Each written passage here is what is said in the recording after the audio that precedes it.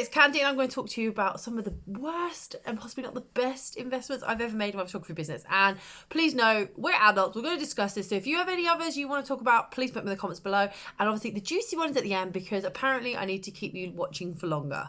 But you can skip to that if you want to. So, let's just get into them.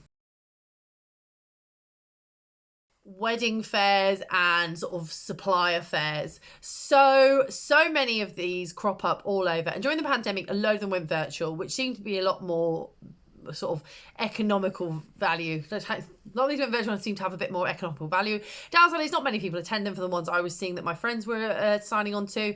And the other thing is, I don't think wedding fairs are necessarily marketed very well. There are some really big ones that go around and they are really well marketed. They're not at a specific venue. They're more like a rock and roll vibe, or they're a deliberate, like the big wedding show at the NEC in Birmingham. Makes sense to go if you're into and you desperately want to get some work. I do think they're a massive outlay, and a lot of recommendations are done on word of mouth. Now, they are off recording when I look at my track record and where my clients have come from, but some wedding fairs don't seem to market themselves very well, or really market at the weirdest times. And some of the fairs I've done, they've had like multiple wedding photographers in the same place, and I just think you need to limit how many suppliers you have of a certain type, because you kind of get lost. Also, careful where you place. So much can put people off. Like, one fair I was placed next to a DJ who most of my brides and grooms said, like, he's really obnoxious, don't like the fact he's doing what he's doing. He was literally going up and poaching people from tables.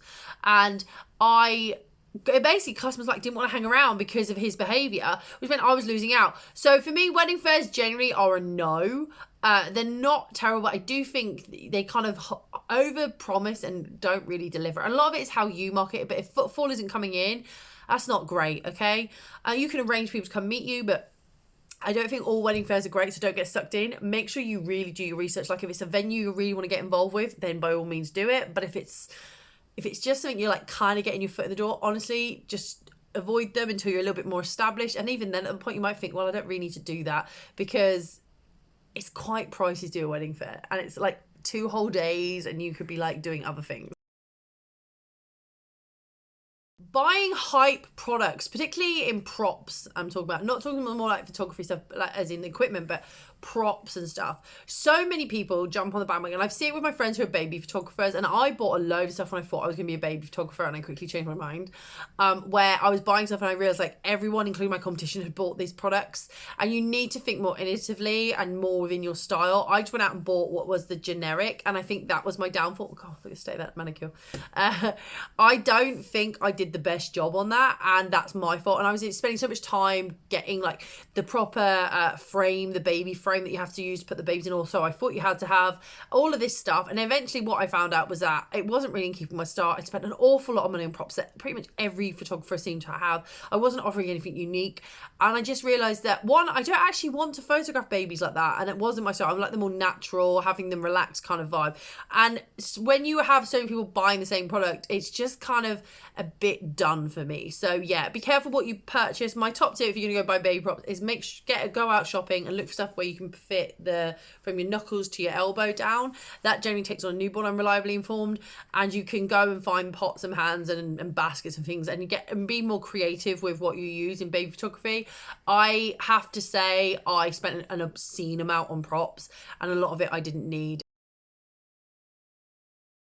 Okay, this one I thought was going to be my controversial one, but I think my last one might be more controversial. So, working with amateur models.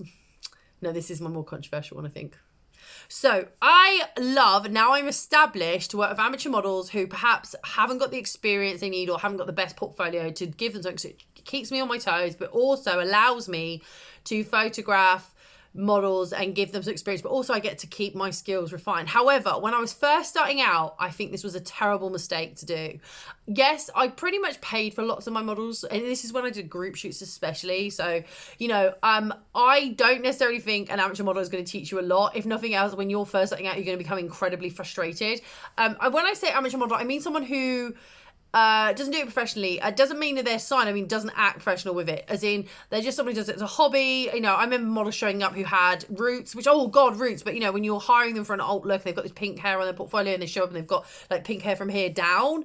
I was like, that's not really what I wanted to shoot. It's a lot of work and it doesn't really add to the value. You're trying to learn about styling. If it just adds to chip nail varnish, just point out I also have these.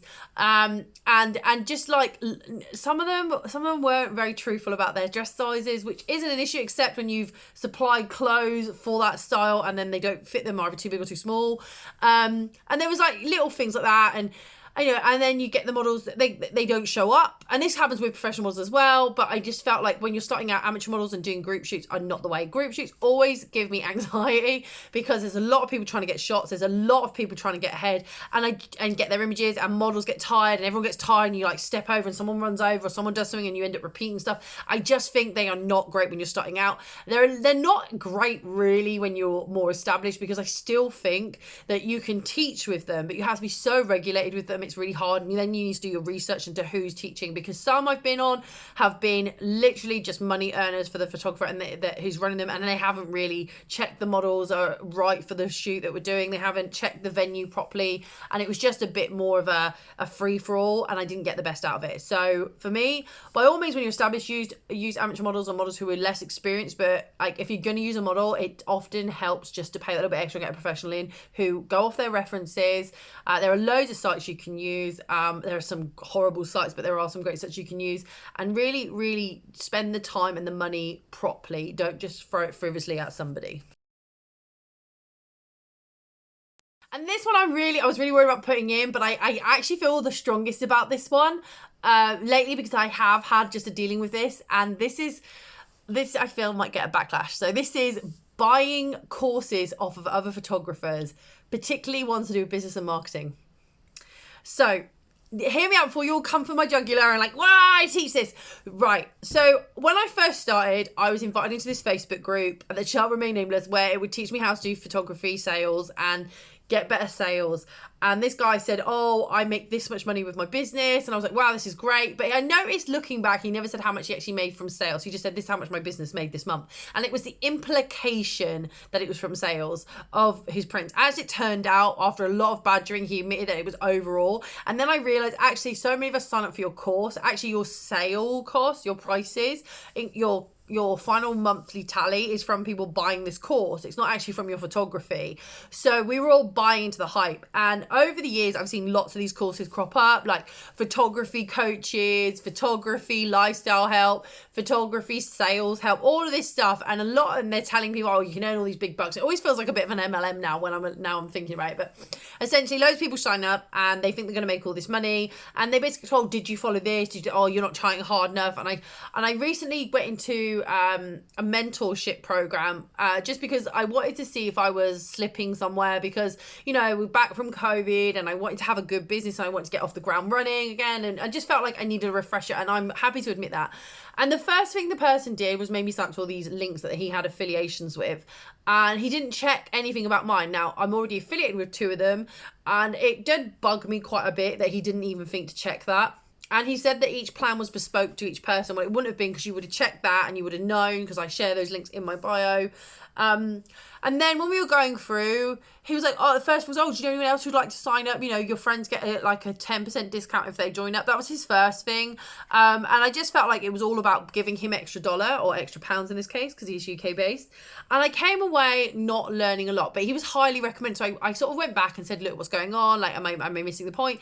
And he literally just said like, well, there's nothing really I could teach you because you're kind of doing it. I just was going over it. And I was like, well, then if you couldn't really teach me anything, it just seemed a bit unfair to charge me then, right? He's like, well, I did an in-depth report. And well, you didn't do an in-depth report because you recommended all this stuff to me that I already do. And it's quite clearly written on my website that I already do. And it's already what I've said to you in our emails that I do. And yet you came back as if I'd never said that to you. So I'm always careful now if you buy a marketing course or a photography business course from another photographer. I'm not saying they're all the same, but it always strikes me as that those that sell, make out they do earn all this money, how many of them actually make money from photography and how many make money from what they're selling as a course. So I wasn't impressed. That'll be the crux of it. So if you have any terrible investments that you might have made, or things that you think you should have considered in hindsight, because that's completely useless, drop them in the comments below, and don't forget to like, subscribe, hit that bell button, and I'll see you all soon. And I'll be taking you on behind the scenes in my next one, I think, because we've done a few of these talky walkie ones and we need to get to behind the scenes. See you all soon. Bye.